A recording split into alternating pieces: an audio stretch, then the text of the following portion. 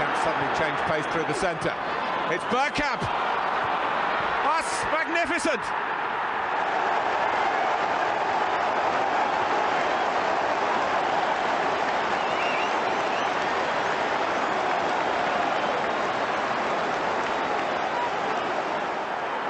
The move, and then this, which left Dabby's ass totally stranded.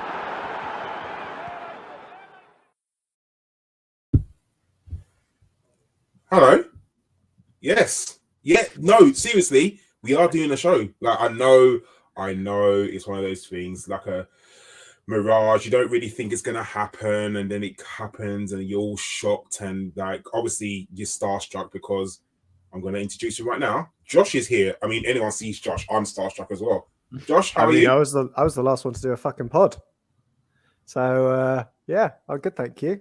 It's. I mean, if you're going to say, just say Chris's name. Just say his name, like really and truly. I'm going to say your name. I'm going to say Chris's name. I'm going to say Ellis's name. I'm going to say everybody's name that isn't Femi. He was the only good one that was good enough to turn up when I asked. And then I had to go and find some other people. I know, it's mad. But yeah. At midnight, then, some of us have to wake up at 5 o'clock in the morning. Wow. You could have done it in your lunch break. I mean, yeah, this is true, to be honest. Yeah. Anyway, it is good to be back with some normal people. Not that Femi's not normal. You said it already, so clearly he's not. Yeah, I understand. And It's also, ladies and gentlemen, Danny is here. Danny, Button Monkey, how are you, sir? I am surprisingly very good. It's nice to be back talking the football. People are going to know where I've been. I'm not going to ruin the podcast by telling you now. All my friends and some in the chat know where I've been, but I will tell you at the end of the show. And that's not a cunning plan to get you fuckers to listen to longer than the 16 minutes you usually listen to. We're going to go 5 hours tonight, and you're staying for the entire fucking show. I mean, yeah, I'm good. Cheers. If Chris was here, we probably would go 5 hours because you just carpeted the shit out of everything. So, unless we're talking French football, that's not happening. No, we don't talk about French football because at least in England, we're a league that allows people, to break their Ramadan fast. Unlike in France, where apparently you get fired from the team and told not to come to the training unless you break your fast. Farmers League indeed. Anyway, we are here to talk about the magnificent Arsenal and the wins that we've had recently. We'll go. Well, actually, you know what? Yeah, we'll talk about Leeds first, and then we'll talk about that. Did we do a Palace one? I can't remember. No, Deke did the Leeds game, and we didn't do one for Palace.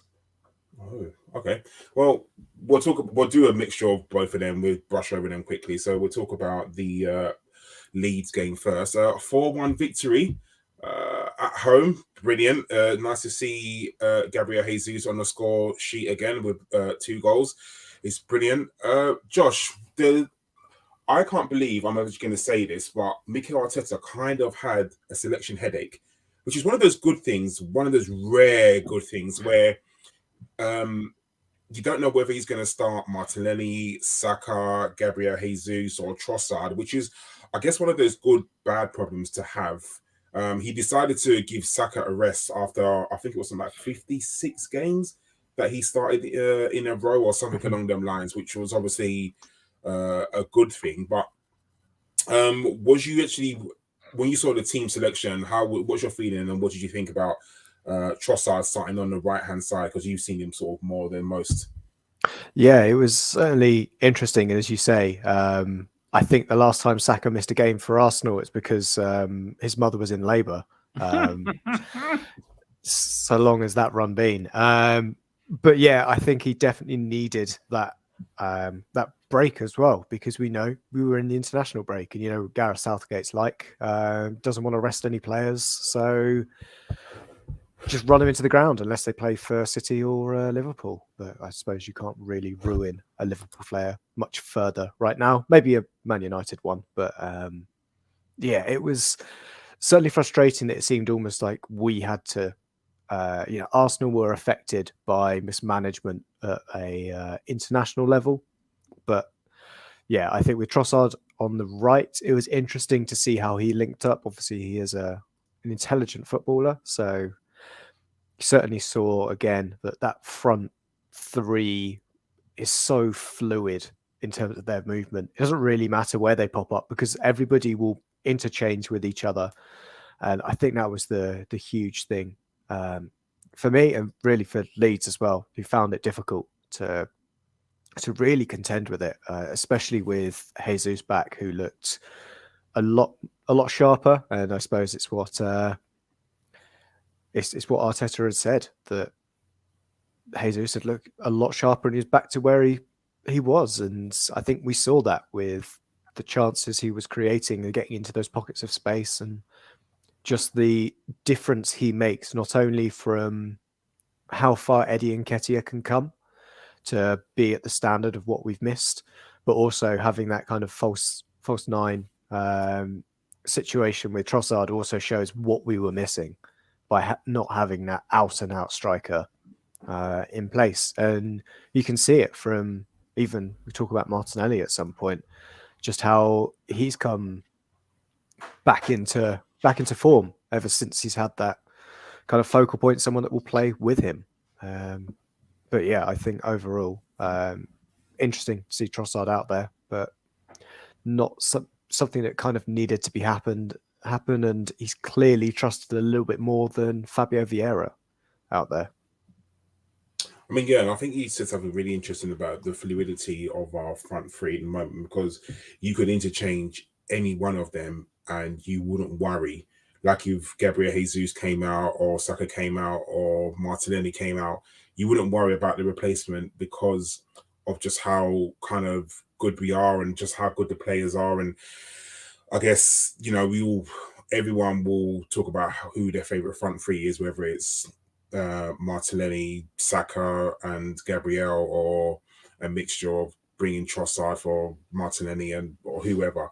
And I think that's what Arsenal have been missing for a long time. I mean, the previous season, last season, we had Lacazette up front, and you know, I don't think it's fair to say or unfair to say that, you know, he couldn't hit a barn door, because some of the chances that we created for him, he just weren't putting away. And it's good now to see like a proper striker that we've got now, who, you know, he misses his fair chances, but I think what's I like about him, Gabriel Jesus, is that when teams are playing a low block, he can kind of get in behind and he can break them down. He can draw people onto him and then release people. I mean, Leeds, I won't say they sat back, but there was a period in the game where, you know, they were trying just to defend, and Gabriel Jesus is a sort of player that can break them down.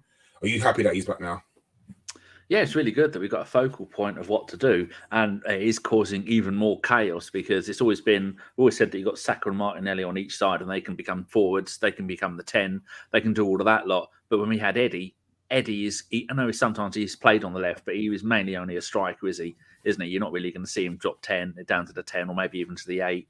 And then with Jesus being there, that's now 3 players up front and they can all play left, right, centre, 10. I mean, if you really want them to, they could probably even play wing backs if they wanted. And so that creates even more confusion for the opposition teams. Plus, he's got the experience of winning. Has he won at least 2 Premier League titles, or is it 3? And he's won some FA Cups, and he's won about 100 League Cups in a row. And that kind of experience is invaluable. He knows what to do. You're not going to rattle him. And then he's the player, the most influential, apart from probably Partey, he's the most influential player in that side, maybe even more than Partey, because he's been there and he's done it all. And he's not going to be shaking like a shitting dog when it comes to the nail-biting moments of the game, same as Zinchenko. They've both been there and done it. And then it's like the kids have held the fort until the grown-ups have got back into the side. And now we're all there. It's just fantastic to see. And then also, you see when other players most teams have got their best 11 apart from City. They got 2 best 11s. But when other teams have got a best 11 and you get one taken out, like Holding, like Saliba's been out, then they'll bring in one player. Then that's not working. We're bringing another one. That's not working. They'll bring in another one. And this is over and over. No, he's brought Holding in, and Holding's going to play every game until Saliba's done.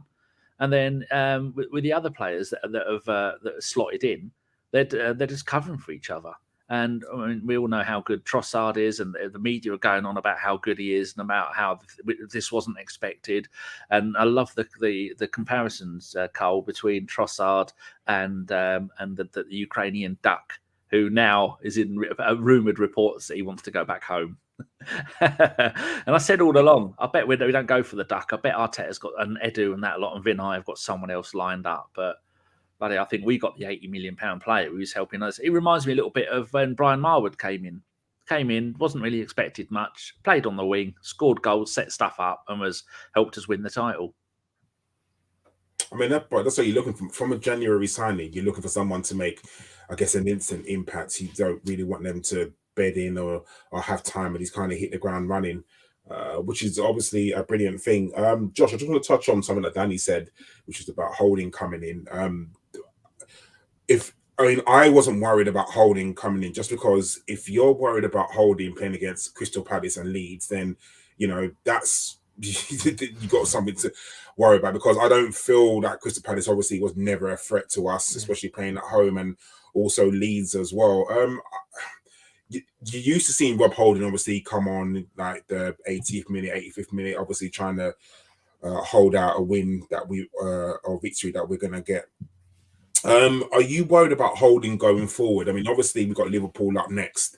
They're not firing on all cylinders, but they obviously do have players that can cause problems. Jota, Salah. I won't put Nunes in there because I don't think he's very good. But well, he scored against us now. Cheers. Probably. We scored against. That's why I'm not mentioning any of their forward players for the entire podcast. Although what I will mention is that we all know Diego Jota is fit now and he's scoring a brace. Firmino's fit, so we're going to start the game 3-0 down. But just think of it that way, and that's irrespective of Holding or Saliba are on the field. But yeah, I think in terms of Rob Holding generally, am I worried about Rob Holding being at the heart of our defence? No, I'm not that bothered. I'm with you, Carl. In terms of showing his quality, I don't want to always hark back to one performance in one game, but I'm going to do it. It's the Chelsea FA Cup final, Diego Costa game. I think we all know the performance that Rob put in, and I think we've seen performances like that from him after that point as well. So I know he's got that big game ability in him. He can thrive under pressure, and we've got that with going to Anfield, knowing that really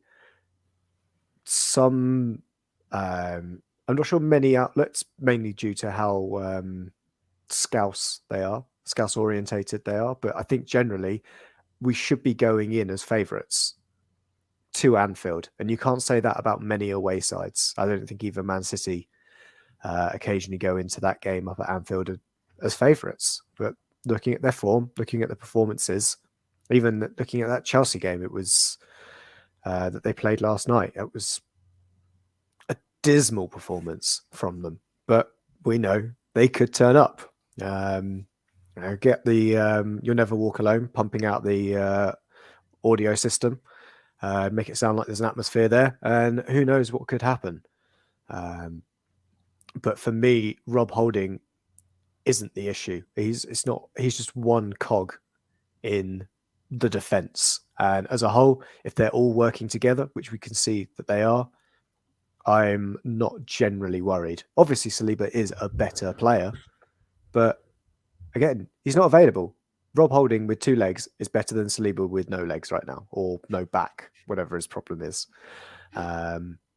So yeah, I'm not too worried about Rob Holding, and I will stand and fight his corner. I don't think he had a bad game against Leeds either. I saw some people, I would probably put it as mental gymnastics to try and say that the Leeds goal was all Rob Holding's fault. There were a number of players that could have closed down. I can't remember who scored now. Was it Jack Harrison? Well, anyway, it came off Zinchenko, didn't it? Because it did. Christensen. If you're looking at anyone, like you're probably looking at Zinchenko. Could have closed down a little bit faster, but it is what it is, I guess. Danny, the penalty that we had for on Gabriel Jesus, I watched the game on a stream, which something I'll talk about later because it's pissing me off lately. But when I was watching the TV, and I think I had an American commentary, they were questioning whether it was a penalty or not. Like I've watched it back and I've watched it so many times. It was a clear-cut penalty. Like, why are people questioning? Like, they're talking about, oh, it's soft and blah, blah, blah, but he kicked him studs in the knee. Like, why would you even question whether it's a penalty or not? Surely it is. Well, the first tackle that went in, he could have gone down for that and he might have got a penalty for it. Harry Kane would have gone down before the first tackle had even touched him. And then he'd have died for the second tackle. And then just as it's Easter, he'd have been rejuvenated and come back and died for the third penalty as well. Of course it was a penalty. He as he was laying on the floor, he kicked him in the knee. And that Luke Ayling used to be an Arsenal youth product, and then he went off to play for Yeovil and then worked his way back up through the leagues. And he's a half-decent player. He's their captain, but he had been dropped by Jesse Marsh this season. And the only way he got back into the team is when the new bloke took over.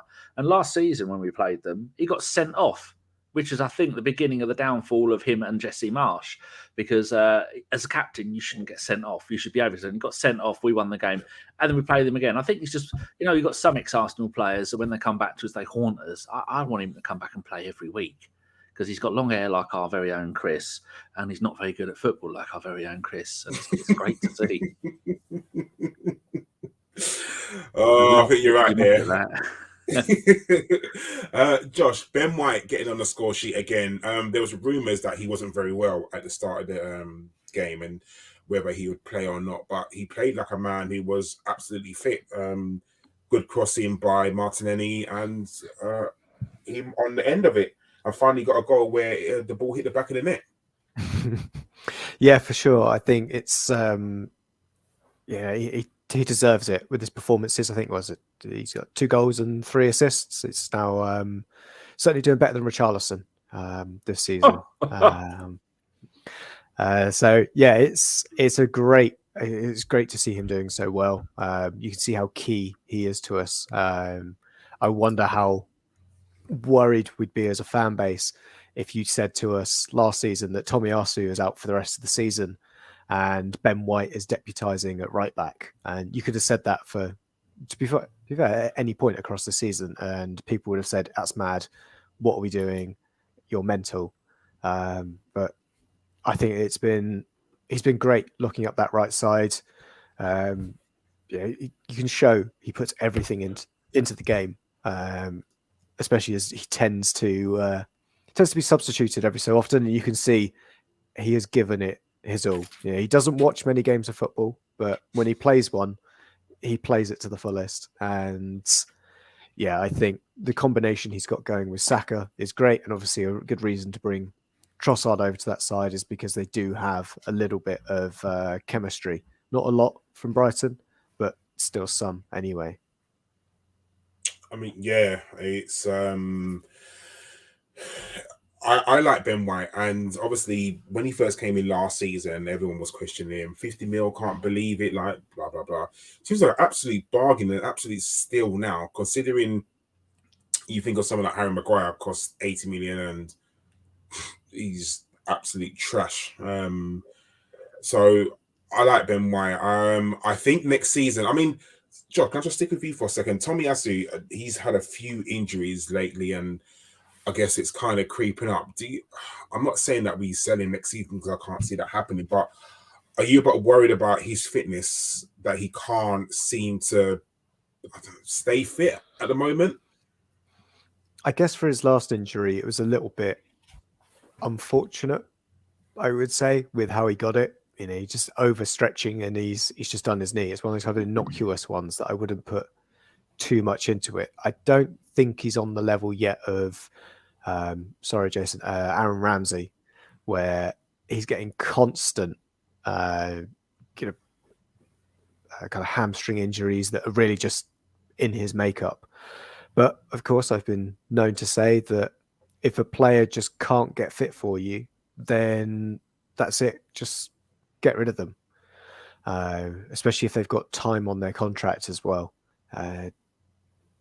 the question is of whether or not we're going to go back out to market for another centre-back and another right-back, because we've got to remember that Tomiyasu covers both of those positions for us.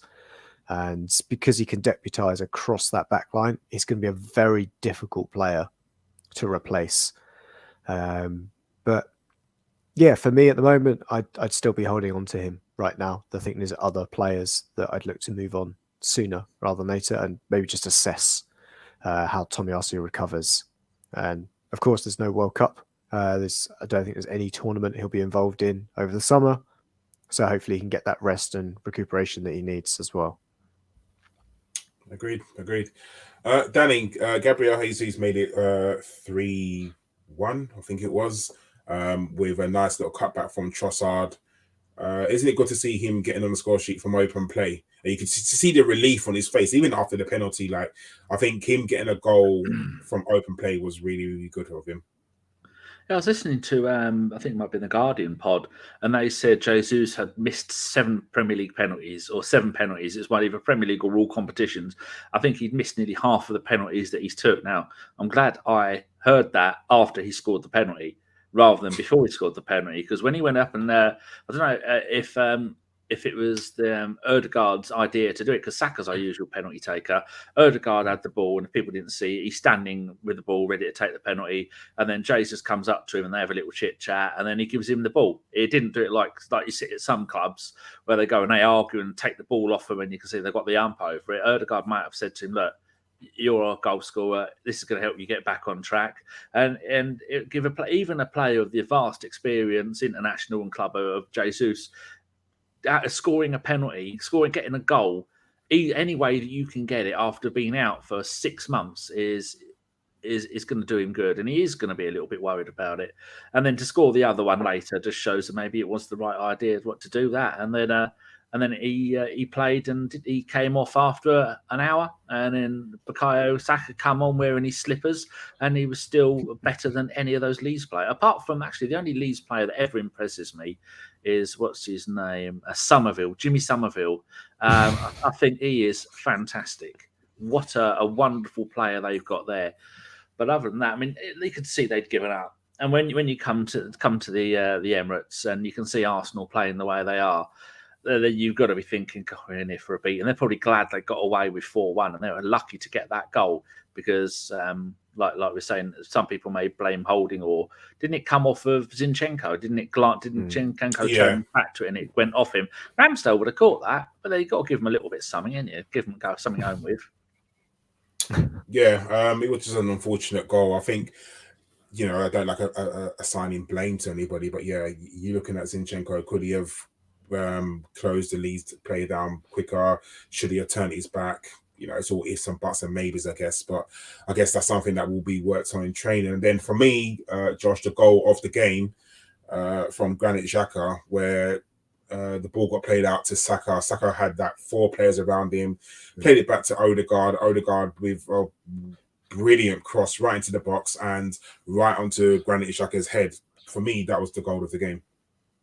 Yeah, I think so. There's definitely been that kind of resurgence towards back-to-back goals for Granit Xhaka now. I don't think many people would have thought that. I suppose that's the thing about... Isn't it 3 in a row? Season. Might be 3 in a row. Thinking... I'm going to have a look now. Scored against Palace, didn't he? Scored against Palace. And then he scored 3 and 4. He scored against Sporting, then against Palace, then for Switzerland. And then, I suppose if you take out international, it is 3 in a row. But he's got 4 goals in 3 games for club and country. There's some international strikers at the moment that would love that kind of record. Yeah, it's definitely one at Tottenham. Anyway, I think, as you say, Carl, what the manager has been saying or the Leeds manager said to his players when Saka had come on, I mean, they just shot themselves in the foot, didn't they? Half their defence just moved over to basically trap one guy who could play a simple pass to Odegaard. And I don't want to take anything away from Xhaka, but he's basically unmarked. There's one guy in the box, one defender in the box next to him, and a goalkeeper who, in the best will of the world, I don't understand how he's got to that level. because he's not a good goalkeeper, Meslier. Sorry, Chris. I know he's ex-Lorient, but he has been trained by Jerry Painton. He's just not. He's one of those goalkeepers, very good with his feet. Actually, I think, is he still on our books? Thinking about it, he is basically the French Renarson. Oh, Yes, God. he's on loan in Turkey, I think. Well, as a turkey. Oh, probably. Or is he carving it in the local harvesters? We'll see come Christmas if he is ever going to come back. God, no. Yeah, for me, I enjoyed that game. It was one of those games where, we was never really under threat. I mean, I think Leeds did try that Bournemouth routine, didn't they? By trying to score in the first 10 seconds. It didn't come off, which nearly worked. But no, do you know what I like about the Arsenal games at the moment? Where everything lately, there's not a game that I've gone into that I've not been confident. And I'm probably going to eat my words, but even going into the Liverpool game, you're doing it again. Liverpool played. What's that? They're going to Benteke us. You've done it twice in one show. Well, over getting overconfident. But the thing is, I understand that they rested a lot of players against Chelsea, and because we were talking in the chat, and Femi was like, "Oh God, have you seen the Liverpool team?" And I checked it quickly, and I was like, "Yeah, they've rested players for us because they see us as a threat." And I take that as a compliment. I would take that as a huge compliment. Or you look at Chelsea and you think to yourself, they don't respect you. The fact that they made 5 changes and their best player, Salah, didn't play, didn't start. So it depends what way you look at it. But on form, and I know form goes out the window when you go up to Anfield, and Anfield is a daunting place. You can go there and get sucked up. I remember in the All or Nothing documentary where people were laughing at Arteta, like playing in the speakers and trying to get them used to the Anfield atmosphere, whatever that is. But I can see why he's doing it, because when you're in that, I don't know if anyone's ever been to Anfield, and you're right, the atmosphere is not there. It's all fake. It's all done through the speakers. But when they start chanting, it is a daunting place. You're a player, and you don't want that to get on top of you, because you saw, was it last year or the year before? Do you remember it was 1-1?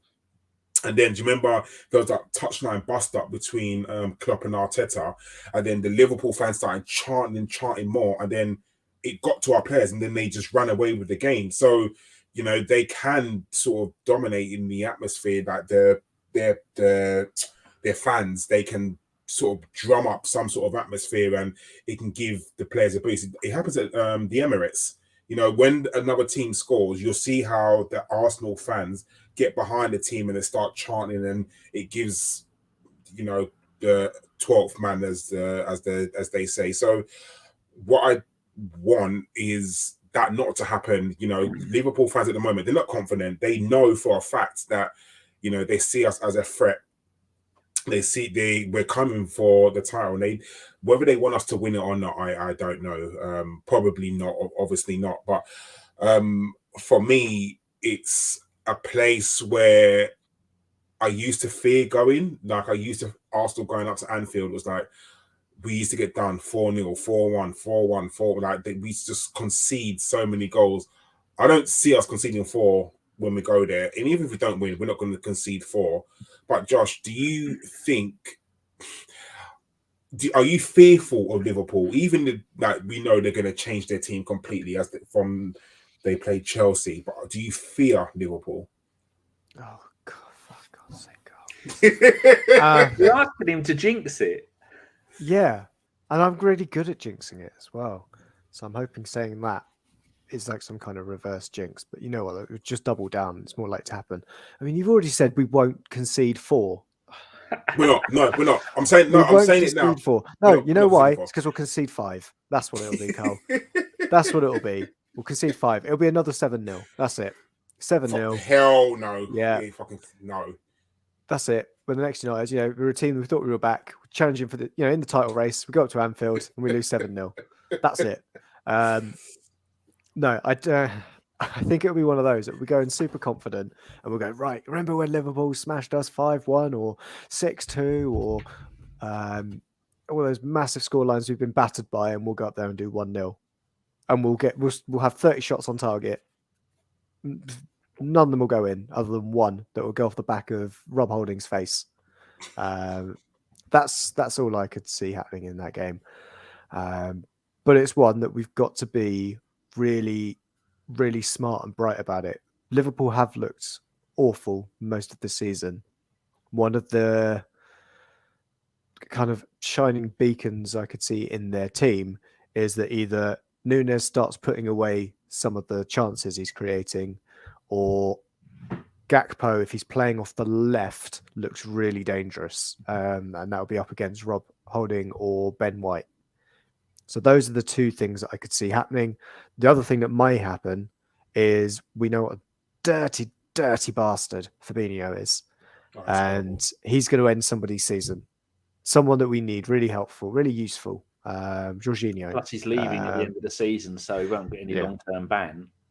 No, nothing that will affect us. So, yeah, that's the bit that I'm kind of worried about. Is it probably actually being a spiky affair and just making sure we get through the game unscathed, basically? I agree with you. I think coming away from that game, because the challenges are going to be like hard. Like Robertson, I can't stand him. I think he's a dirty player as well. And as long as he doesn't try and hurt Saka, because that's going to be a good matchup, Saka versus Robertson, and he's gonna.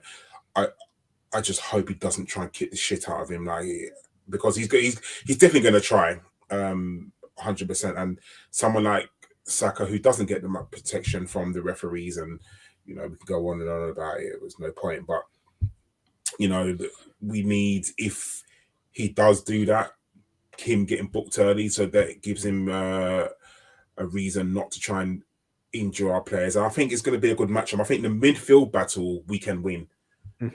I mean, I don't see anyone in Liverpool's midfield with Henderson, Fabinho, their 37-year-old Milner.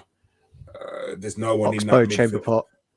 God, no. There's no one in that Liverpool midfield that I think. And I think they're strikers. You're right to say that they're strikers. They don't. If they're on their day, and you're right, Josh, if they start putting away their chances, then yeah, because as much as Salah at the moment is not the best, he's always able to just get these lucky goals. Jota, he hasn't scored in how many games, and he's playing us. So, and he always seemed to get a goal against us, as well as Firmino. So, but we've got to break the hoodoo somewhere. I think at some point we've got to break the hoodoo, and Liverpool going up to Anfield is going to be a monumental challenge. But Danny, I just want to ask you a question. I don't like bringing up his name, but Gary Neville reckons that if we go to Anfield and we win, then the title's ours. He didn't necessarily say if we lose, we're going to lose the title, but if we go to Anfield and we win at Anfield, the title's ours. Would you agree with that, just looking at the fixtures that we've got remaining? No, we've got 4 tough games. We've got Liverpool, Chelsea, Man City and Brighton. People are forgetting. Who? Please don't put. We'll touch on Chelsea in a second, but go ahead. Sorry. Yeah, I thought you'd been mean about Brighton, but yeah, there's got to play those 4. I mean, Chelsea are an absolute mess, and we're going to come to that. No, we need Man City to drop more points, because they've won the title so many times, and their manager is a wily old goat, and he knows what he's doing. And we need to mathematically win it, and not wait to the last day of the season or the last game before the last game of the season. But going there and beating Liverpool would be massive. Remember 2 seasons ago, in January, they drew 2 at home in the league, and then they lost 6 in a row at home in the league. Before that, they hadn't lost in, I think 70 or 80 games. And since losing that 6 in a row, they've only lost 1 home Premier League game in the last 36. But then away, they've won 1 in 8 Premier League away games. So they are a broken team. Both their fullbacks. Someone asked me the other day, why Liverpool so bad? I said, well, they relied on Terence Trent D'Arby and Robertson to get you 10, 15 assists a season. And that is unnatural. Van Dijk is past it. Selling Mane was the wrong decision. They should have broke the bank to make sure he stays. but they'd rather go and spend 150 million quid on a couple of dodgy strikers that are still failing to convince. I don't care if one of them's got 15 goals. They don't look like a patch on what the Salah Mane was, and putting Salah out to the right-hand side. I mean, I know before he had a kind of free role and he could play anywhere, but he's not now. They've got a big bloke up front. They've got one on the left and one on the right like we do, and that's killing Salah's game, and it's wonderful to see. And then they got old dodgy teeth Firmino. He's another one who's not playing up to his best. They're just a team full of players that have peaked. And anybody, we've said this many times, anybody who's a Dortmund fan will tell you that's what Klopp does. He gets a group of fantastic players and he breaks them by the age of 27, 28, 29. He breaks them. They're fucked forever because he wants so much out of them. Doing that gegenpress thing, which I thought for years was the kind of thing that you put oranges in to make orange juice, and apparently it isn't. It's a style of football, which I found extremely worrying. I've been looking everywhere on Amazon for a gegenpress, thinking, I'll have myself some German squashed orange. Not a thing. Don't do it. But we can go there and we can beat them. But we have to remember who we are and what we've done and listen to the manager. But I wouldn't play Saka. I'd play Trossard there because they will target Saka and we don't want him broken. And maybe even take out Zinchenko and start Tierney there because Tierney's rock hard and he'll be coming up against his international teammate, won't he? Because Robertson plays as their right back. And then he'll sort him out. He'll know what he does from playing in the international side for Scotland. Big Bob's going to be there. There's all going to be elbows and knees. And I didn't do that. And Xhaka's in the middle. He's due for a red card sooner or later. We've got players there that can do stuff and that will take no prisoners. And so the only one I'm worried about is Saka and Zinchenko. I mean, yeah, I hear what you're saying. I can't see him taking out Zinchenko and Saka. No. That's going to be a no-no. I think if we just play our game, I think we played a masterclass when we played them at home, didn't we? Just because we put Tommy on the right, we put Tommy at left back, didn't we? And then because when Salah comes in on his his left foot, we had someone who could block him, and I think Tommy done a very good job last season. Sorry, at the beginning of the year when we played Liverpool at home. Obviously, we're not going to have that, but I still think Zinchenko's going to do a bit more defending because coming in sides and leaving that left hand side free, you can't have Salah running into all that space. I think that's going to be a dangerous thing. So we'll have to watch that. But I feel even if we do lose the game, and let's say that we do, I think we're going to have other chances to get more points. And like you said, Danny, we have got some very hard games. I looked at the City running and our running, and let's be honest, I think City definitely do have the easier running. We've got to play West Ham away where we should beat West Ham away, let's be honest, because they're in a dogfight at the moment, relegation zone. We got Southampton away at home as well. So if you're looking at those two, that's 6. We should get 6 points there. Southampton, they're rock bottom. I think they're already down, nearly already down. So we should get that. Man City away that's the game, isn't it, Josh? Man City away. If you're looking at all our fixtures, that's probably the hardest game that we've got. And I'm not saying that game is going to make or break us at all, but I guess that's the game you're looking at. And I think most Arsenal fans right now would bite your hand off for a draw.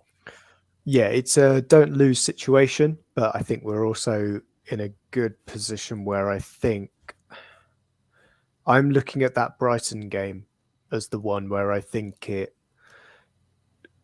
doesn't cement it. It's not where we necessarily win the title, but it's where it gets really, really real. Maybe even the game before that. But certainly not losing that City game is tantamount. I think we know that it's at least, I'll put it this way, at least we're not having to go up to Anfield with Liverpool gunning for the title. I'd be far more worried going into that fixture. The atmosphere at the Etihad is not at that level.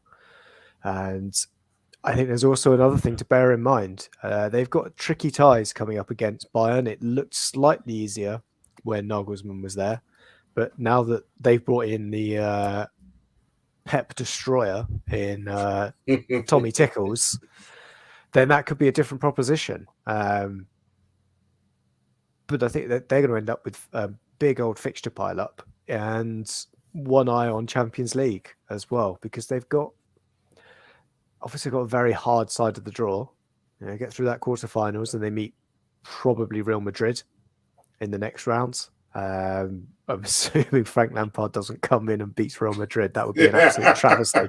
I think if Frank Lampard gets through two legs against Carlo Ancelotti's Real Madrid, I think just the entirety of European football should fold. All of it. La Liga, just gone. Get rid of it. I think there's that much at stake.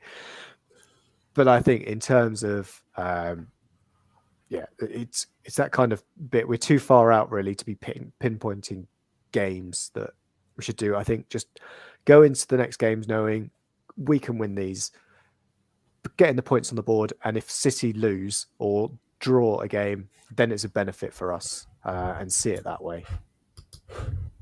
Agreed. I think City's fixture pile up is gonna hurt them. Like, you kind of want them to get through against Bayern Munich, and then that's when their focus will shift. I think that's what you don't want them to, because they still got to play Brighton in the FA Cup. I want to say, is that correct? No, they are playing Sheffield United in the FA Cup. The Brighton game they were meant to play on FA Cup weekend, and then that is just in their ether of games to be rearranged, which if they beat Bayern means that Brighton game will be the penultimate game of the season, midweek before Wolves. Our Wolves game on the Sunday. Oh no, Sunday. Yeah. Wolves. So we got Wolves on the Sunday. Yeah, I was just trying to think what the last game of the season was. Yeah, Wolves. It's that one. Yeah, that's you want you just want them to stay in the competition as much, every competition as much as possible, to just draw their attention away. Josh touched on it, Danny, but I want to talk about quickly Chelsea. I had to laugh, and what made me laugh is that I was doing some work at home when I got home from work, and I didn't check Twitter at all. And I quickly scanned just before we started this podcast, and I saw David Ornstein's tweet come up saying that Chelsea are in talks with Frank Lampard to take over Chelsea. Like, what a shit show of a club that is. Like, you fire Tommy Tickles at the start of the season, which made no sense whatsoever. You brought in Graham Potter. You spent 21 million to get him and his staff out of Brighton and bring him down to Chelsea, or up to Chelsea, I should say, geography. You give him a squad that's 600 million pounds. Yes, he hasn't got the right results, and you say that you've got a plan, you know what you want to do. You're basically trying to copy the Arsenal model by buying young players. You don't give the manager time, and then you fire him, which costs how much, millions of pounds, whatever it is. And then not only that, you don't have a plan because you bring in Frank Lampard, a man who took Everton to 18th, was it? When he got fired, Everton were 18th. Danny, from our point of view, we're laughing, but what the fuck is going on at Chelsea? It is a bloke who has got American sports mentality trying to run a European sports mentality club, and he doesn't know what he's doing. It's just the American way, isn't it? The big fat yank. Sorry, Mike, if you're listening, big fat yank comes in, throws money at everything. That's not working. Burn it. Get some more in. That's not working. Burn all that. Don't do your due diligence on your players because the Duck already wants to go back to Ukraine. He was involved. I think he was still in charge when they brought Aubameyang in from Barcelona, which has been one of them. We thought the Sanchez move to Man United was, with one of our exposures, hilarious and cost them a fortune. He's at Chelsea and he is not going anywhere. There's rumours linking him back to Barcelona if they had any money, or going to MLS. Aubameyang's not going to do that. Frank Lampard is going to be the fourth manager in a row that is just going to go, hoo, no, I'm not touching you, sunshine. Back with the reserves, or what are you doing your stupid dances wearing a Chelsea top? But then he gets him in and gets rid of a manager. I mean, if Tommy Tickles was rubbish, he wouldn't now be the manager of Bayern Munich. Real Bayern. Yeah, whatever. Well, they're probably going to do that in the Super League, change all their names. So that it wouldn't be. I mean, to get rid of a decent manager like Nagelsmann, it's interesting listening to Rafi Honigstein saying why they got rid of him. They get rid of their managers at Bayern just before things start to go wrong. It seems to be working. I mean, they've won 100 German titles in a row. But just looking at Lampard when he was at Chelsea the first time, July 19 to January 21. Played 84, won 44. So he won 52% of his games. He goes to Everton. He's there for 1 week short of a year. Played 44, won 12. He won 27% of his games. And as a manager, you should get better and better and better with your ratios and your percentages and stuff like that. He's not. That was almost exactly half the win ratio that he had at Chelsea. Different squad, different team, different players, different seasons. But he's just rubbish. And he's going to go in there and he's going to do absolutely nothing. And I was listening to Radio 5 Live today and they said, do Chelsea still get rid of him? Because they've made it clear it's only to the end of the season. They said, do Chelsea still get rid of him if he wins the Champions League? And then one of the other people went, well, they got rid of Di Matteo after the season after he won the Champions League, didn't they? Chelsea have a habit of getting rid of managers, even though they've just done the double, they've won stuff. I'd love to see Mourinho come back at the club. So don't think that's not going to happen. I also don't think Frank Lampard did that well in his first stint at Chelsea either. Look at the squad he had. And to do what he did with that squad and not challenge for the title was absolute travesty.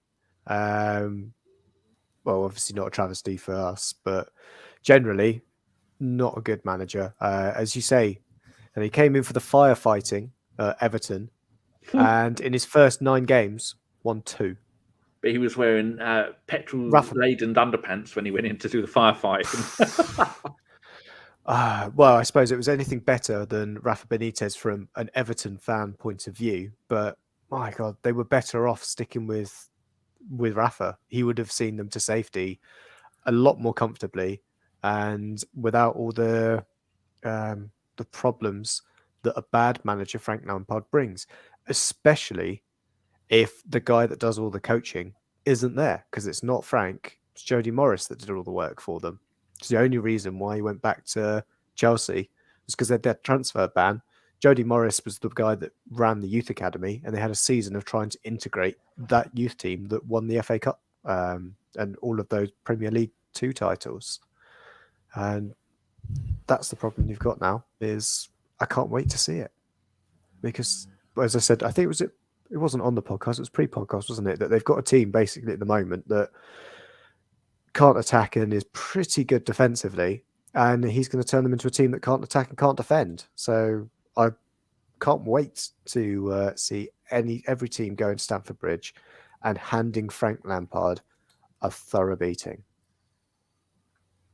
It's a joke. Quickly, Josh, stick with you just about Graham Potter. Do you think that the job was just a bit too big for him? No. The problem with Potter is he needs a pre-season, a bit like we said with Arteta. He needs a pre-season to get his ideas over, and he is always a slow starter. At Brighton, it took him over a year to get that team that wasn't used to be playing out from the back and that kind of style of football and really moulding it into a team he wanted. What doesn't help, and I think it's something that people have spoken about, is that he had 33 players in his first team squad. Crazy. Look at Arteta. When we had 28 in our first team squad, he struggled as well. And it's clear that they were just going to continue buying more and more players. So he would potentially have just continued to struggle.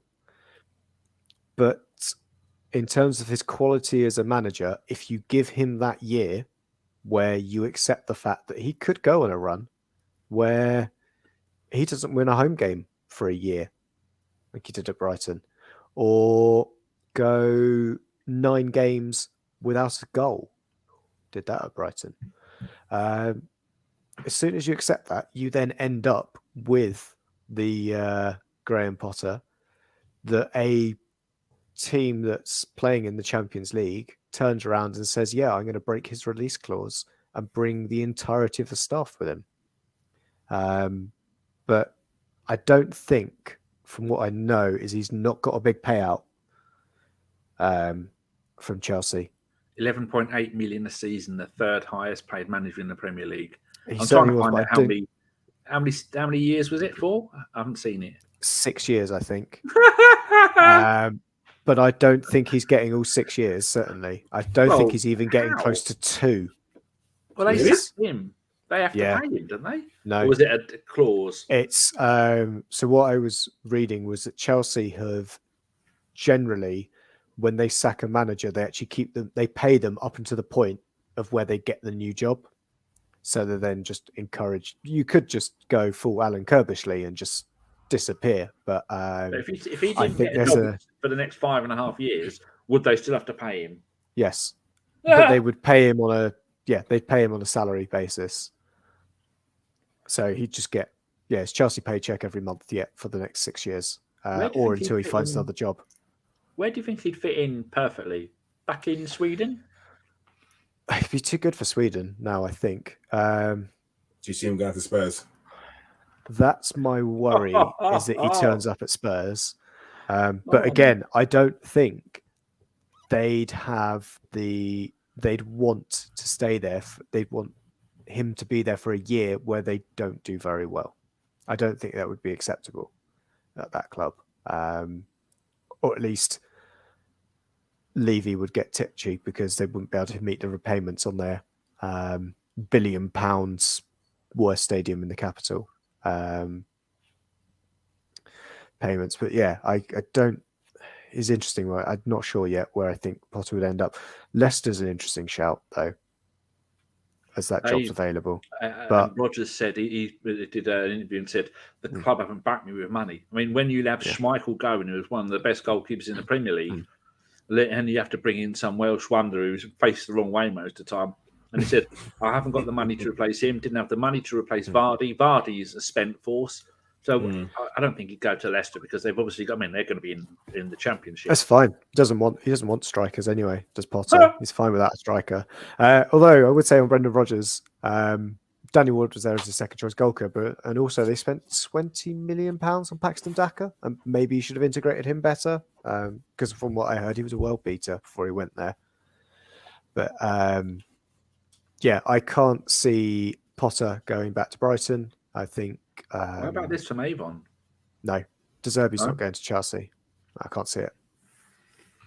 I would say if De Zerbi goes anywhere, it's to one of the top 3 Italian clubs. Other than Napoli, I think the rest of them are all looking to change manager in the summer.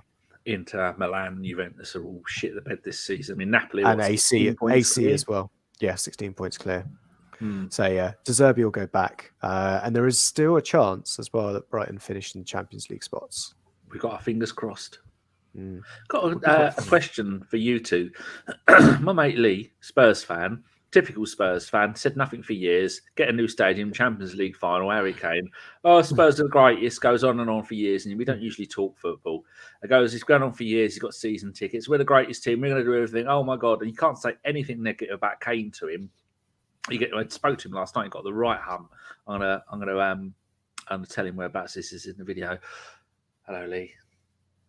And then we were talking the other day when he came out to see me, and he said out of the blue, he went, I was talking to his boy Zane, and they were talking. Said, would you play for Arsenal as a footballer? And Zane went, well, what do you mean? He went, if you were a footballer, and Arsenal offered you £100,000 a week to go and play for them, would you play for Arsenal? His boy Zane said he would, and Lee went, well, I would as well. And he said to me, as an Arsenal fan, for how would you go and play for Spurs for £100,000 a week? I said no. There's no amount of money as a footballer or a non-footballer. You offer me £1 million a week, I would not go and play for Spurs at all. Would either of you two? Remember, he's going to watch this, so back me up. For £1 million a week. Well, no one gets $1 million, do they? 300 grand a week. Well, so remember, Daniel Levy's the one that's going to give you a contract. Well, Messi does, and so does Mbappe? Doesn't he get like $1 million a week or something stupid like but that? Daniel Levy didn't negotiate that contract, did he? Yeah. This is true. For £1 million a week, would I play for Spurs? Yes, I just wouldn't be very good. I'd be injured. I'd literally tell them that I've rolled my ankle, or something. Of course I would. For £1 million a week, I just wouldn't do anything. I'd be 1-on-1 with Aaron Ramsdale at the Emirates, and I would literally put it out for a corner or put it out for a throw-in. That's how bad I'd be. Like, I just, what could you do? Oh, sorry, I miskicked the ball. Like, literally, I would tackle Harry Kane, like, all sorts. I would tell Danny, I'll tell Dyer to go up front because that he's just a brilliant goal scorer, isn't he? Like, he's just absolutely brilliant. Yeah, for £1 million, I'd implode the club from the inside. How about 100 grand? 100 grand a week? Would you do it for that? I guess it depends what I'm getting paid elsewhere. That's a good angle. Yeah, but generally, I think I'd say a bit like Carl, but I'd be their goalkeeper. Because, to be honest, I've only got to be better than Hugo Lloris. So it's not a huge step up, is it? All I've got to do is make sure I don't go to Koscielny's house every other week for a bottle of wine, and I should be fine. Oh, God, yes. All right, let's get back on to Arsenal. I want to talk a bit about Arteta. You know, he's come in and he's done wonders for Arsenal. Real Madrid, they talk about them changing their manager. Apparently, Ancelotti is supposed to be going to Brazil. I want to be the Brazil national manager. Do you worry about other teams coming in for Arteta? Like, although Arteta is a Barcelona boy, you know, the chance to go and coach Real Madrid would, in that call. I know, you know, Real Madrid was after Arsene Wenger for years and years and years, and he obviously didn't go. But are you confident that if someone like Real Madrid came calling for Arteta, that he would stay? The only team I'd be worried about pinching Arteta is Real Sociedad, which is the team that he supported as a kid. Nobody else. I think, look at what Pep said about when City used to score against Arsenal, and looking at Arteta's reactions to those goals. He is an Arsenal fan. We can talk about him saying, oh, he was a Barcelona fan as a kid, which I don't think he was. I'm pretty sure he was a Sociedad fan, but went to Barcelona's academy. Again, can't see that heartstring being pulled at that point. He's lived in London for, coming up at least 10 years now, right? Properly settled in the country. I can't see a job that if we move in the right direction and he continued to be backed and continues to perform, that he would move anywhere else, because it's almost a bit of a Arsene Wenger kind of style. But I think if we did remove Arteta from the team, we could get a ready replacement in more easily. But I don't fear. I know they'll come knocking on the door, put it that way. But yeah, I'm not worried about him going anywhere. I would be worried if Real Madrid didn't knock on the door, put it that way. I mean, it's one of those good problems, isn't it? Because it seems that your manager's doing something well. So yeah, I don't think he would go. Like, even if this season we came up short, and for some reason we didn't win a title, I still don't think that he would then go to Real Madrid. I think that high profile I think he's not ready for it yet, if that makes sense. Like, when you go to Real Madrid, you are expected to win the title that season. And I know at the moment they're kind of running up. Is it Real Madrid? Yeah, Real Madrid are kind of running away with the league, aren't they? No, Barcelona. No, it's Barca, isn't it? Sorry. 12 points clear. Yeah. I don't think there's a point to going to either. There's no point in Arteta going to Real Madrid because, as you say, the setup is so pressurizing. He could get Arsenal to that level, to be honest. With the trajectory that we're going, that's the goal, isn't it? For Arsenal to be challenging for Champions League titles. And I feel like Arteta would actually walk away if he felt like he couldn't get us to that level. But looking at how, say, as Avon says, would Arteta go back to City? he doesn't want to play against Arsenal. So he's not going to go back to City. He'd basically throw 2 games a season. So yeah, I just can't see it happening. Even Spanish national side, can't see him going there either because he never played for them. No. So yeah, that's one of those good things. Danny, Josh touched on something earlier where he was talking about sort of players going out, and I'm assuming that he was talking about Kieran Tierney. There's talk of obviously Newcastle coming in for him and him leaving because he's not happy with his game time. Kieran Tierney is one of those players where, you know, for a while he was managed very carefully because of his kind of injury record. Do you think, you know, I think the age I think he's 26, 27, something along them lines. Do you think it's time for him to leave, with Zinchenko obviously being our number one left back, and getting maybe a younger replacement who you kind of say to them, you know, you're not going to play every week, but, you know, you'll get some game time. But saying that, if we do get Champions League next year, which we will, I don't think the games are going to come more thick and fast. And also, you can't play the same team every week. As much as Arteta would love to, it's not going to be feasible for him to play the same team week in, week out. So there are going to be changes. So then do you sell Tierney that dream and say, look, next season, you are definitely going to play much more games just because of the competition, and it's going to be much higher caliber of competition? Before I answer that, I don't worry about Arteta going anywhere. He came to Arsenal and he saw the legacy that Wenger has built, and I think he wants to try and emulate that, and I think he might be able to do it. So I'm not worried at all. If you look at the quarterfinals of the Champions League at the moment, Real Madrid, I reckon our team would beat them. Chelsea, we'd beat. Benfica, we'd beat. Inter Milan, we'd beat. Man City, we wouldn't. Bayern, we probably wouldn't. AC Milan, we'd beat. And Napoli might give us a good game. That's this season's Champions League quarterfinals. We beat 5 out of those 8 teams. And so next season, the point of that is we're going to go quite far into the Champions League. Plus, we're going to have the League Cup. Don't know how serious you take that. Probably just playing the kids for a while, and then we've got the FA Cup, and we've got the Charity Shield. That's another trophy that we're going to win next season. And so you've got all these games. We could have another.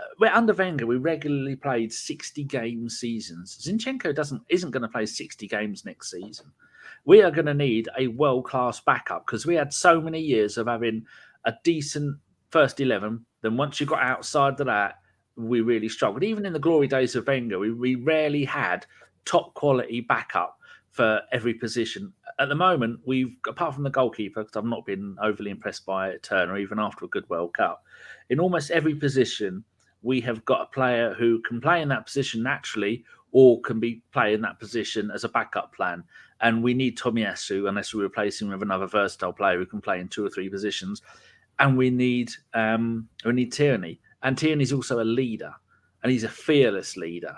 He's been captain of Scotland. He was captain of Celtic. Don't know how many times, but he was. And that is the kind of players we want, winners at the club. At Celtic, he won 2 or 3 league titles in his time there and some couple of doubles. And we need winners at the club. And the fans love him. The only thing is I don't think Arteta loves him. I don't think he's his man. We were looking, there's been some other players who've been linked with, like that young Spanish right back, and there could be a few others. But Tommy can cover left back, centre back, right back, maybe even defensive midfield. So maybe he sees Tomiyasu as the future. This means 1 less wage you have to pay, rather than having 3 players that can play left back. I mean, even Xhaka can play there occasionally. We don't want to talk about that. I don't want to see him go anywhere. But there will be teams like Loki's just put in the chat. Newcastle have been linked to him. He could go and play for any Premier League side other than Man City. Cheers. Other than Man City, and possibly, Luke Shaw's just got injured tonight, so maybe they need him. Yeah, other than Man City, he's a starter for nearly every single Premier League side out there. He can go wherever he wants, and we'll get a decent chunk of money for that as well. So I don't want him to go. We all love him and these Tesco carrier bags, but I don't think next season he's going to be here. Apart from maybe Kieran, Tierney going, do you see any other people that could potentially leave the Arsenal squad next season? Yes. Or do you want me to go down any further on that? Okay, who? Yeah. Yes. In terms of players moving on, I think Jorginho will move on. And then I don't think I see anybody else moving on. I can see loans occurring. I think it would be prudent and smart to send Balogun back out on loan. I know there's people in the chat box that completely disagree with that, but for me, he needs another loan. Consolidate that. I think Saliba is the player he is for us right now because we sent him on potentially one too many loans. But he needed that, getting that experience, playing week in, week out, getting minutes under his belt and playing at the highest level as well. Realistically, is Balogun going to be our starting striker in the Champions League? No. And he would be the starting striker for many Champions League sides, especially in the group stages. So I think that's another option. And I think we just bring in two players, basically. We're bringing in probably, if we're going with the perfect mix, it's Mac and Rice. I think those are probably the two players we look to bring in. Yeah. It's a player of that, basically, an 8 and a 6. Actually, talking about that, I'm completely forgetting that Sambi Lokonga is in our books. I think he's sold. It's easily done. Yeah. And I think he is sold. Oh, and Tavares. Yeah, basically, those guys are going. But I think from the current first team that we've got in place, I can see the players that are currently at the club, it stays the same. Jorginho, Tierney maybe goes out, and we're bringing in two central midfielders and then potentially a replacement left back and a young, promising right back. No goalkeeper. No, I think Matt Turner, fine. Unless he wants to go and play first team football, then we'll have to go and find someone. Oh, the World Cup is in 2024? Is it 2026? That's 26. No, 26. It was only last year, wasn't it? Yeah. I thought it was this year. Oh, yeah, last year. Yeah. How about this? Loki says he'd buy Ivan Toney. I'd put a $5 on that. I honestly do think we do need a tall striker.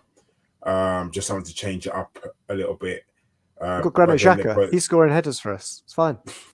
Done. But I guess that was the question of what do you do with a player like Balogun? Do you bring him back, integrate him? Do you put him out on loan again? I think we need to do something with him, whether that's having 3 strikers in the squad. I don't see that working just because you haven't got enough space on the bench.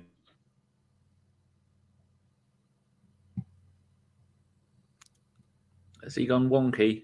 He has gone wonky. Uh-oh. Oh, we've got no space on the bench. I think that's what he was trying to say. Well. I think certainly, to maybe continue his point, the 5 sub rule. That obviously helps with being able to rotate players out. Yeah. But I think the question is going to be, what do we do with Eddie? Has Eddie given you enough this season for you to go, he should be our backup striker? I think so. When he had his opportunity, I think he did well. And of course, we've also got Trossard as well, who has come in and played sufficiently well, linking up with Martinelli. I think that's the main issue that I've got at the moment, is that Eddie needs to improve that part of his game where he links up better with the wide players, not just Saka.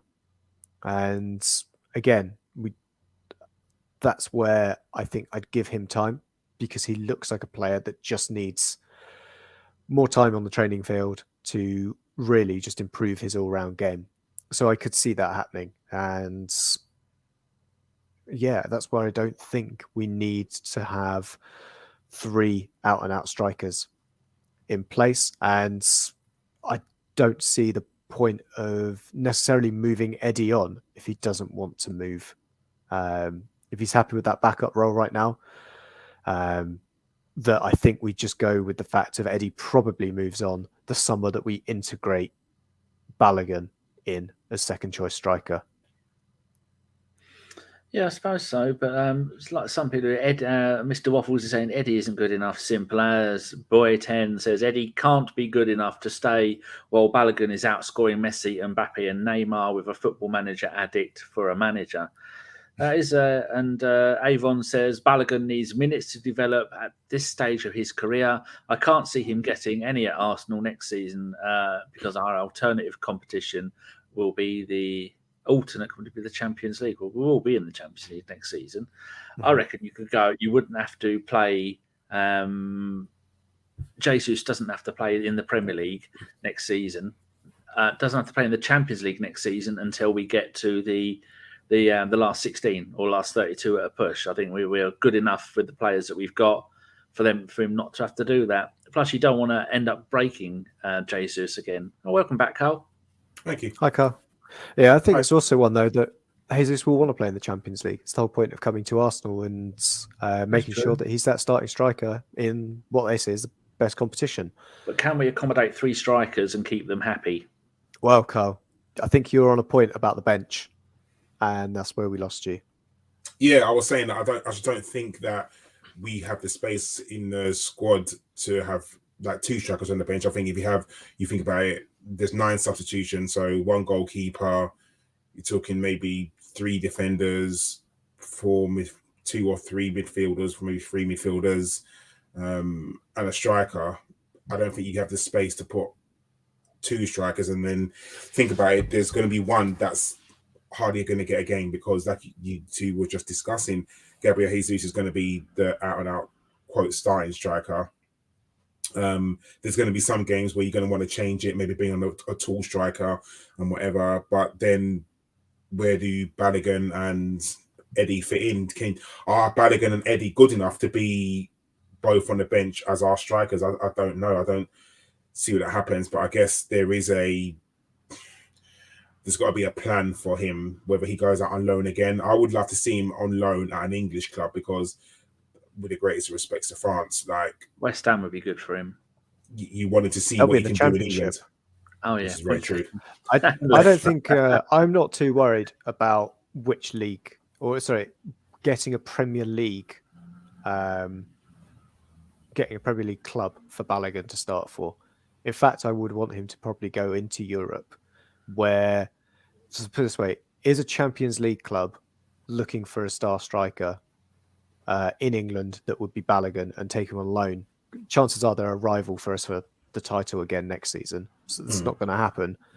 Much prefer him to get Champions League football. Exactly what we did to Saliba. We sent him to Marseille. That was a team playing in the Champions League, and he'd get 40 games easily at that point in a season. I think, again, same goes for Balogun. He's not played in any European competition at the moment. He's just played in La Liga. Get him to a team that is maybe Europa League that will go far in it, or Champions League, and they'll get the group stages. And that opens it up. Also helps him kind of grow, learn other styles of football. Could be going to Spain. That could be an option. Someone like a Valencia, or I think Valencia are up there at the moment for Champions League. It's either them or Villarreal. It's one of the two. It's Valencia and Sevilla are in the relegation zone. Yeah, I knew it was one of the two. Is having an awful season, and one that's having an excellent season. They're all orange and red, aren't they? Yeah, they're not doing that well. But yeah, just what I mean in terms of there's a team in Spain, there's a team here, and there's a team there, and I think what it has proved is the entire. If you look at the young players we brought in, they've all got a hell of a number of minutes under their belt when Arteta's come in, and that's what I see Mertesacker doing. It's kind of the German way, isn't it, in terms of making sure a player develops properly, getting first-team football, and kind of keeping them grounded. Again, maybe Dortmund. Dortmund might need another striker. There's certainly teams out there where I think Balogun would get plenty of minutes, but he wouldn't get those minutes at Arsenal. I can guarantee it, and I wouldn't look at any other player across other clubs of what they're doing. But I would also say that I would loan out Balogun and I would not be signing another striker, however much we might flatter our eyelids at a player like Ivan Toney. I don't see the point in that unless it's to secure talent that would then be happy as a third choice striker when Balogun comes back in. Do we care who Balogun plays for international wise? Does it make any difference? No, I don't think so. We know he's probably not going to get a chance in the England setup. So on Southgate, he's too good. Yeah. So that's where you kind of hope that Graham Potter gets in there. But then he hates strikers. So it's probably who's he eligible for? Is it the US and Nigeria as well? Yeah. He'd be an absolute lead. He'd be the new Freddie Adu for the USA. He would be. They're crying out for a proper striker. And with the World Cup coming up, he could make more money from being an international player than he could do from his club football. If he gets the sponsorship deals, he could be the face of that team. Where he could score in the games America play internationally. They surprisingly play about 20, 25 games a season sometimes. He could get 100 goals before the age of 25 or something like that. He could just be banging in all. But there again, would we miss him, Cole, for when he'd be away playing in the Gold Cup and things like that? I mean, the only thing to say is America don't need to qualify for the World Cup for the next one. They'll be playing 25 games a season. Yeah, they'll just be playing loads of friendlies. So there's that to look at. I guess it's kind of. I reckon he does play for America, the USA. I do, because he's not under Southgate. Southgate has his favourites. He's not going to get a look in. Harry Kane could score one goal in the season, and Harry Kane's always going to start. He's always going to be England's number one striker. I just think it's ridiculous. There's so many that you think of how many good strikers there are at the moment in England. Ollie Watkins, I believe Callum Wilson just scored again today. Ivan Toney. So I guess it was kind of, I don't know if you remember, Danny, and probably Josh, when England had a plethora of strikers where they were just brilliant. You had Alan Shearer, you had Ian Wright, you had Robbie Fowler. There was Andy Cole. Yeah, there were so many. Les Ferdinand. There was just so many good strikers, and Shearer was always picked. Like, it was just one of those. Like 14 games in a row about scoring or something. Yep. Yeah, that's before. Was that before Euro 96? It was before Euro 96. Yeah. And you had someone like Ian Wright, who was just banging in goals left, right, and centre. You had Robbie Fowler, who was one of the naturally best finishers ever. Stan Collymore. Who was his strike partner at Palace as well? Mark Bright. Yeah. I think Mark Bright as well. So there were so many options for top quality strikers. There you go. Someone said it's 12. Building up to Euro 96, he went 12 games in a row without scoring. But then in the Euro, he scored 5 goals in the tournament and got the Golden Boot. Mm-hmm. Yeah, it's a joke. But yes, how long are we going for? An hour and 18 minutes. So just want to press on quickly. We're going to do listeners' questions in a second when Danny's gathered them all. So Josh, just a quick one for you. It's just a yes or no. Do Arsenal go on to win the title? Yes. Daniel, do Arsenal go on to win the title? Okay, it's an all round. I think yes, and I think it would be so good if Arsenal did win the title, just because we call other leagues the Farmers League, but we're exactly the same. We don't want the Man City dominance, and the fact that we would do it without spending billions of pounds like Man City, it's just a fairy tale, isn't it? No one, absolutely not one person predicted us to win the title. Maybe some crazy Arsenal fan might have said that we could win it, but no one realistically said it. And it just seems weird that no one wants us to win it. Like, even in the media, that no one actually saying, I really want Arsenal to win it. I really want, it'd just be good for football if Arsenal won it. Everyone seems to really still want Man City to win it after the dominance they've had. Like, even the season that Leicester won it, obviously it came out of the blue, and I think everyone was shit that season. It was still refreshing to see someone like Leicester, win the league. And you'd think that other teams would be happy to Arsenal to be up there to the fact that we're playing really good football, the fact that we've had some god-awful refereeing decisions, but I guess every team has, and the fact that, we've had some really dramatic games. You think about the Aston Villa game, you think about the Bournemouth game at home, where we've had to dig real deep, the games that we've gone behind in. There's so many games that we've gone behind in that a few seasons ago, even last season, would have lost. Things like we went behind in West Ham. We went 2-0 down at Bournemouth. I don't think there's a chance that we would have come back last season and won that, or even going 1-0 down at West Ham. And I think you look at games like that and the fact that we can battle and come through. So I think the league, maybe I'm talking bias as an Arsenal fan, but we kind of need to win it. We have to. And I think it's a kick on because Arteta says that we are in stage 3 of the 5-year stage, whatever that is, or the 5-year plan. And just how better we can be, just because if we do win it, think of how many players or new players that we can get. I don't think we'll change the whole squad, but I think people will start taking us seriously. And I'm sick of players and also some managers and some pundits saying that, everyone's bad, that's why Arsenal winning it.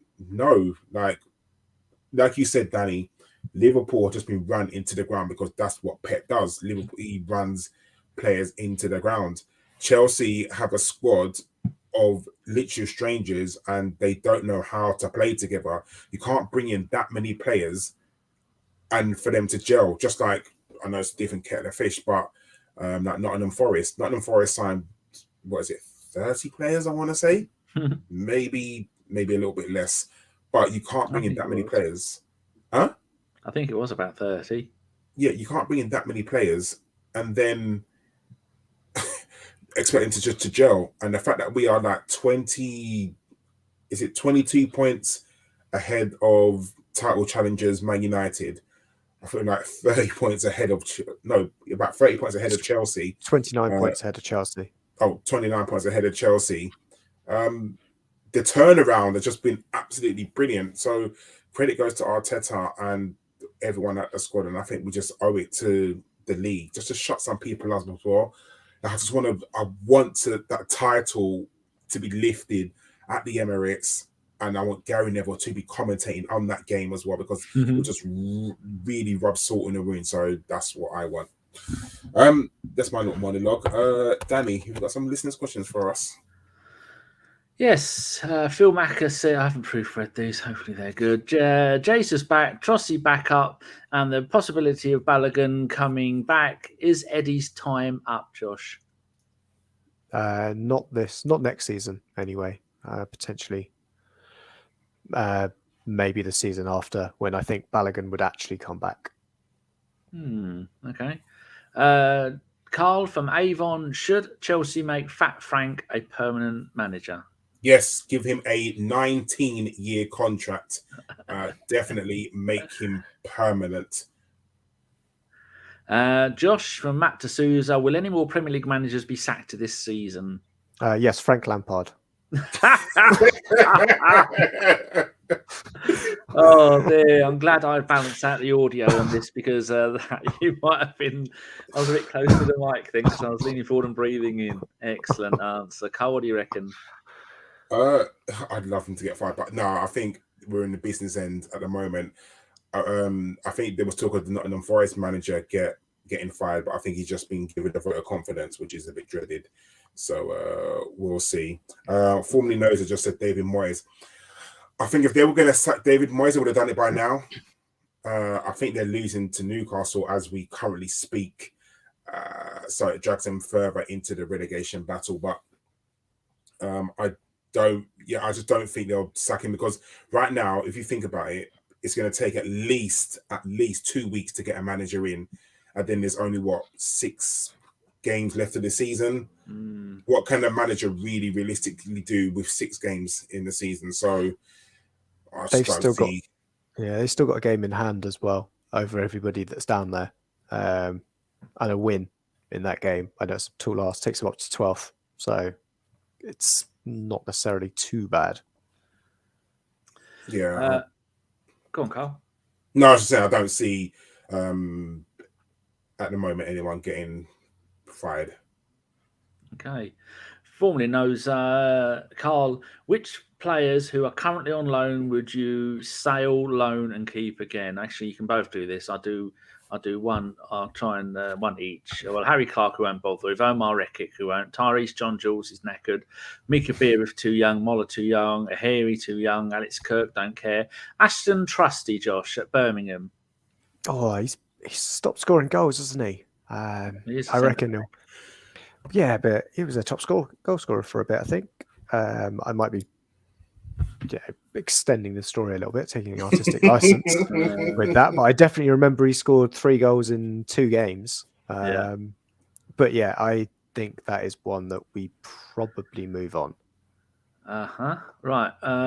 For Mike Hertz, if he's watching, Marcelo Flores, no one cares. Ryan Alabusi, no one cares. Arthur Nkonkwo, Carl.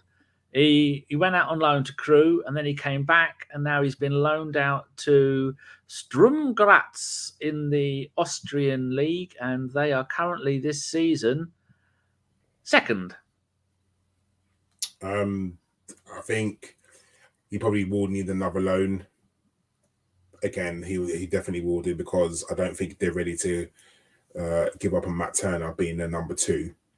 So yeah, and like I said, we're going to be playing much more games next season. So I think Matt Turner will get much more game time as well. So we'll definitely see what Matt Turner's made of next season. So yeah, the goalkeeper Nkonkwo definitely needs a loan. Josh Tavares? Sold. Ogbongo, no one cares. Balogun, we've talked about. Charlie Patino, Carl? Integrated into the first team. I think it's about time he gets into the first team. He's got to be there or thereabouts. If you think about Granit Xhaka's 31, Thomas Partey's 30, Jorginho, he was literally a stopgap for this season. I'm sure he probably knows that as well. I'm sure it's about time Charlie Patino gets in and around the first team. Keep him at Arsenal. Give him League Cup games. Give him if we do get an early round of the Champions League, give him those games. Give him the last 10 minutes of one of the teams in the Premier League. He can definitely do it. So I'm hoping that he comes in and around the squad next season. Josh, Pablo Mari?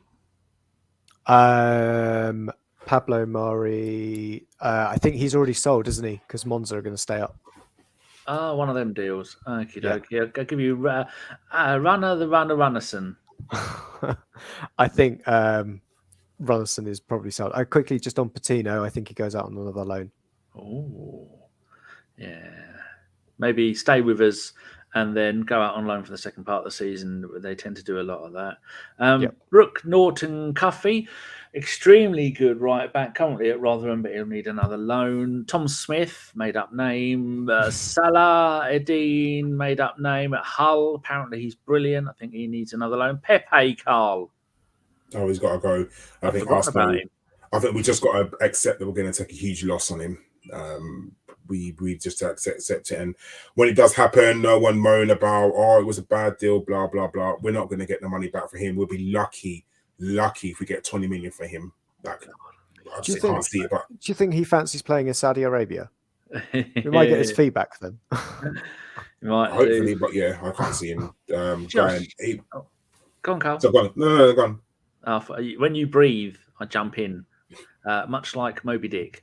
Josh, Miguel Aziz, currently on loan at Ibiza. He was at Wigan, wasn't he? And then we sent him to Ibiza. A loan again. Convertible.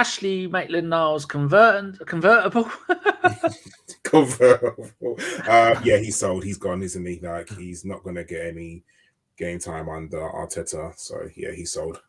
Akinola, no one knows. Is it Ahiri? Smith again, second loan.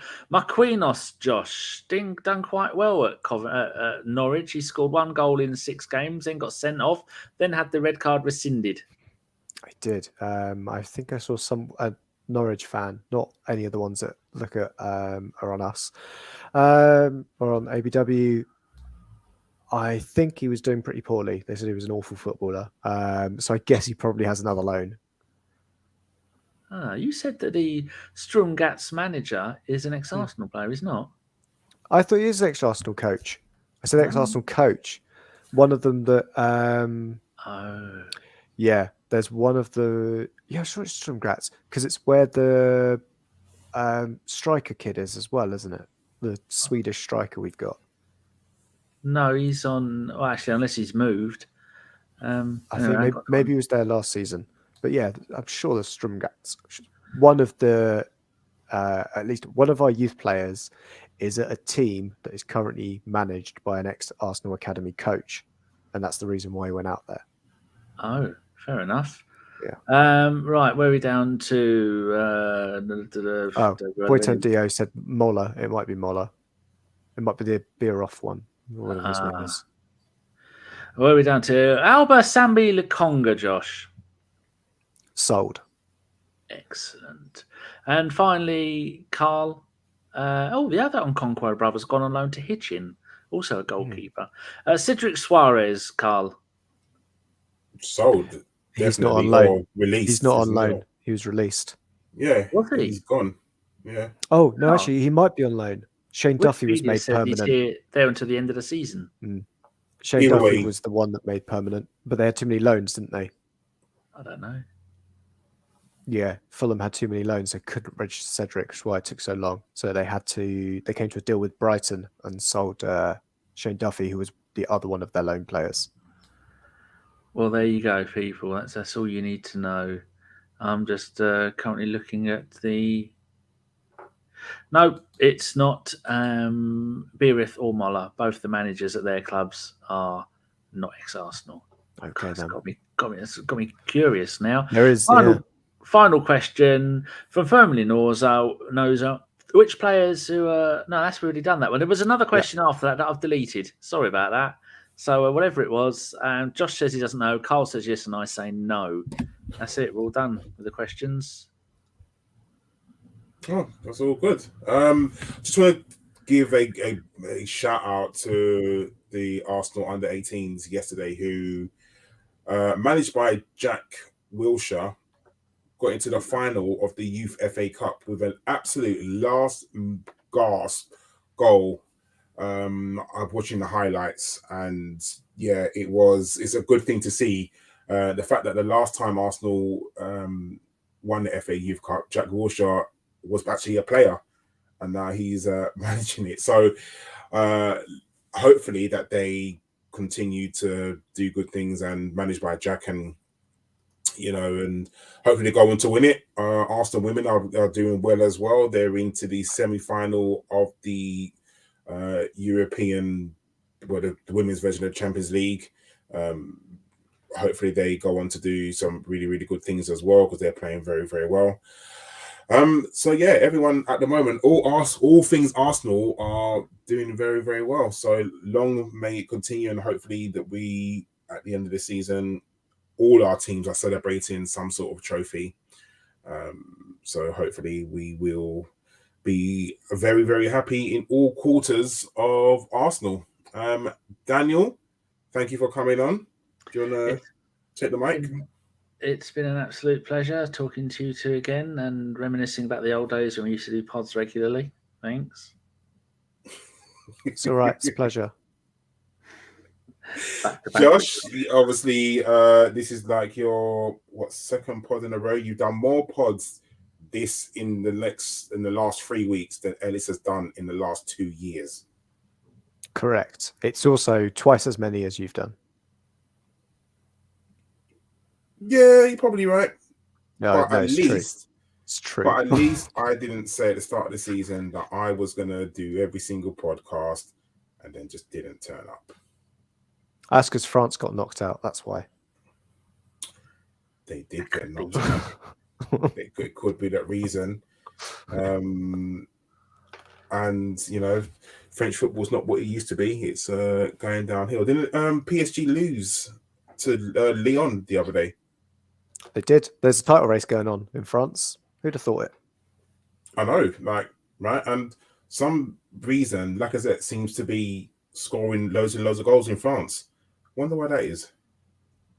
I mean, we can't say that it's a shit league when we've just been singing Balogun's praises. That's the only thing I will say. This is why I said I wanted him to get a loan in England somewhere, but everyone was like, they don't want him to loan in England. Nah, Germany. Go to Germany. Actually, no, not Germany. They're shit at defending. Spain. He can enjoy himself. Just as long as it's not Ibiza, because they're in the second division, so yeah, they're probably not. No. Good day. Right.